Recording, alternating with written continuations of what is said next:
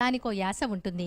ఆ యాస వల్ల ఆ ప్రాంత వాసుల సంస్కృతి తెలుస్తుంది, సంప్రదాయాలు తెలుస్తాయి. మరి పాయల మురళీకృష్ణ గారితో ఉత్తరాంధ్ర యాసకి వెడదామా? ఆ యాసలో ఉన్న అద్భుతాన్ని చూద్దామా? నా కవిత శీర్షిక గచ్చింశెట్టు కటు ఇటు. ఆండ్రొంకాయి సోమవారం సంతలోని రేయిగొండ కలగలిపిన చేతివాటంతో పొలం గట్టుమేకి చేరిన చెమట డొక్క ఆకలికి రుచి చూపే మట్టిదాకా పేరుకిది పెట్టాడ మెంటాడ, చూడ్డానికి నిగనిగలాడే వాణి సింతబొట్ట. పావెకరా మడిసెక్కుంటే చాలు ఏదుమో పందుమో మినపగింజల రాలికల మంటి వాన. చిన్న బొడ్డైనా సరే కన్నతల్లి పోలికే అనుకో. ఆఖరి ఖాళీ పేగుల కోసం నేకు దాచిపెట్టి చూసే ఎదురు చూపు. ఉన్నా నేకున్నా తిన్నా తినకపోయినా లోతుగెడ్డ బొబ్బర్ల బద్దలతో చేసిన పప్పులు సంత కమ్మగా నేపవచ్చు కానీ మరీ అద్దోనం కాదు బతుకు.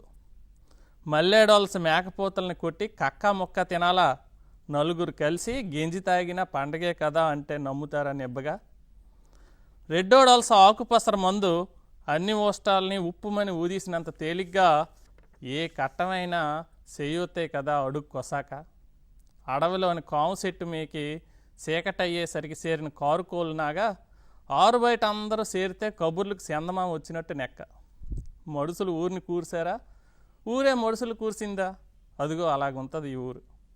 అంతలోనే ఏ రాసదండం గాలిలోకి ఊగి ఇటు చూసిందో రాకాసి రాదారి ఈ సీమల పుట్ట మీదకి ఉక్కుపాదం మోపింది.